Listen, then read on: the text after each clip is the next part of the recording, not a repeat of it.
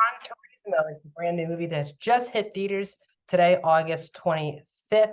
The film is directed by Neil Blomkamp, the very famous director of District 9 and films like Elysium and Chappie. The film is written by two Oscar-nominated writers, Jason Hall, who wrote the screenplay for American Sniper, and Zach Balan, who just got nominated for writing King Richard. This film is loosely, at best, based on a true story. The movie is about Jan Mardenborough, played by Archie Madekwe, who is an avid video gamer, especially of the PlayStation video game Gran Turismo. But when the Nissan marketing head, Danny Moore, played by Orlando Bloom, comes with an idea for Nissan to get into the car racing business, and that is to create a pool of the top 10 Gran Turismo racers in the world and turn people from gamers to actual car racers to make money for Nissan, and one of them includes Jan Mardenborough. The film also has Jack Salter, played by David Harbour, who was brought in as the chief engineer of the team of Gran Turismo and the racers and the GT Academy, and he is kind of the Mickey to Jan's Rocky. The film is 2 hours and 15 minutes long and is PG-13. Welcome back to a brand new movie review here on Maxwell's Movies. Today we're talking about Gran Turismo. If you're new to the channel, please subscribe and the bell. I do movie reviews, TV show reviews, movie rankings, and every Monday I do my box office breakdown show. So please subscribe and the bell if you're new to the channel. Comment down below. What are your thoughts on this movie? First of all, do you play Gran Turismo on the PlayStation, or did you? Did you know about this story coming in? If you've seen the movie, tell me, did you like it? Did you not like it? If you've not seen it, tell me why have you not seen it so far? Like the video, guys. The thumbs up button up above really helps with the algorithm so more people can come to my video. So please hit that like button down below. So some brief notes. I am a big PlayStation guy, but I've never played Gran Turismo. So other than PlayStation being producers of this movie and hearing some of the PlayStation noises, that's as far as I get into Gran Turismo. I didn't really know anything about the story or anything like that. And so we're gonna break down, here's my review of Gran Turismo. So overall, I did have a really decent time in the movie theater watching this movie. And again, this is not a breakthrough, inventive, fresh sports story for a movie. I think that the idea of it is a good idea for a movie. I don't think the story itself all the way comes together for a compelling sports movie. I think if you're someone who is tired of the sports movie underdog cliches, this movie will probably not be for you, because this movie does throw at you a lot of cliches and things you've seen in not just sports movies, but underdog type movies a billion times.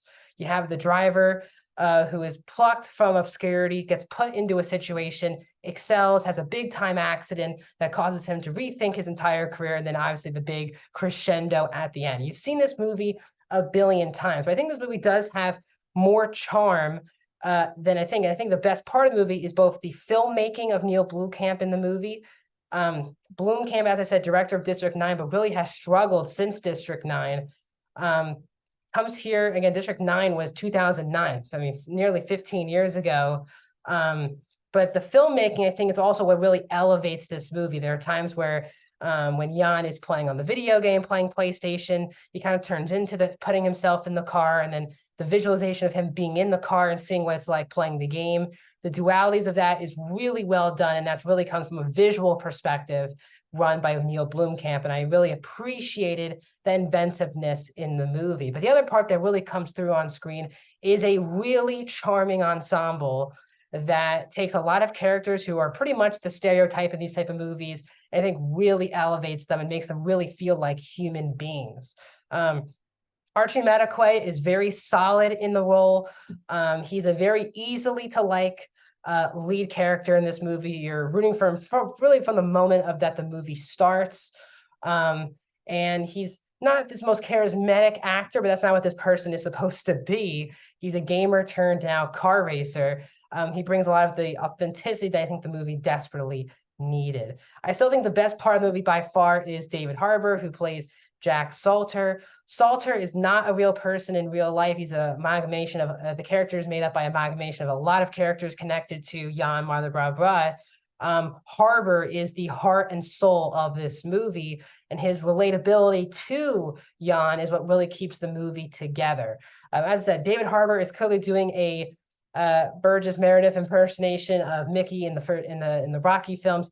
And he's doing a very good job with that. Harbour is the perfect everyman right now in Hollywood. And he's someone that, again, another guy you just want to root for. And Harbour's terrific, and he's easily, for me, the best part of this movie. Orlando Bloom, very nice to see him in a new movie. He's really good in like the first act of the movie, but he's very much sidelined for the remainder of the film. But when he's on screen, he's definitely very entertaining. And also, I really liked Jaimin Hunso's character, who Jaimin Hunso's performance. He has a pretty stereotypically father-son relationship, but it's really the gravitas and the respectfulness of that performance of Jaimin Hunso, which really comes through on screen. That role needed a really good actor to elevate the material more than I think any of the other characters. And I think Jaimin Hunso really brought that to the table. And while all those things were going on, there's a bit, as I said, too many stereotypes and cliches. There is a love interest storyline that is so unnecessary. And while, yes, there are some things in true stories, and I have to research if this actually happened in real life, but it just felt like a studio thing of we need him to have like a romance added to the movie. And it just feels forced. There's like one scene of them together and they kind of like each other, and then they're just into a romance for the remainder of the movie. It's just a storyline that I didn't care anything about in the movie. They try to do the storyline with David Harbour and this rival race car driver, because of course it's a car racing movie. We need a rival car race driver. And that whole storyline was I was very much uninterested in that storyline as well. And I think this movie, if they actually stick to a mixture, I think, of the business of what was going on and the actual reality of Jan's story, that could have been a great movie. They just don't do a good enough job of explaining why. They have one scene of Orlando Bloom's character pitching this idea to Nissan in Japan, and they just give it to him right away. It's a crazy idea they think a lot of people wouldn't do, but because this is a movie and this movie is heavily dramatized, I think if they did a better job in the first act of the movie, setting up why, first of all, how could Danny create this idea, and why Nissan in this movie was so quick to run with this idea. There's so much risk with this idea, but the movie needs to go so quickly to get to the racing scenes. It's like, okay, he does the pitch and Nissan's already cool with it, and we're already on the road. It was a bit too rushed to start of how Nissan was okay with them in this position.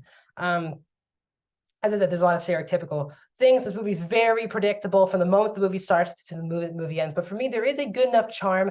I'm a big sports fan. I like the underdog sports stories. And I really enjoy David Harbour's character. He brings a lot of heart into the movie.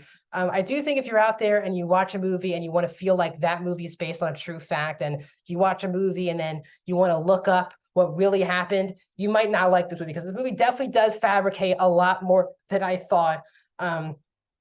And for me, I don't really take that against the movie or with the movie. I think some people want the movies to be a shot for shot or identical to what happens in real life. But for some people, this might be a bit too much fabricating to what the actual story was. But overall, I did have a good enough time watching Gran Turismo. I think it's a good movie, not even close to being a great movie. There were some elements that I wanted explored more, and a lot of subplots that I think could have been easily edited out of the movie. And the movie's 2 hours and 15 minutes long. It's too long. There's too many storylines I just don't care about. They could have cut and made this an hour 40, hour 45 movie. But overall, I had a good enough time. The filmmaking was so good from Neil Blomkamp. The cast really elevates the material. So overall, I'm going to give Gran Turismo a 3.5 out of 5 stars. I'm going to go 66% for Gran Turismo. It's right on the edge of 3.5 out of 5. I was thinking about going to 3, but I did enjoy the movie the whole way through. But for me, 3.5 out of 5, it's a barely 3.5 out of 5, 66%. So what are your thoughts on Gran Turismo? Let me know in the comment section down below. Like the video, subscribe, ring the bell. I'll see you guys.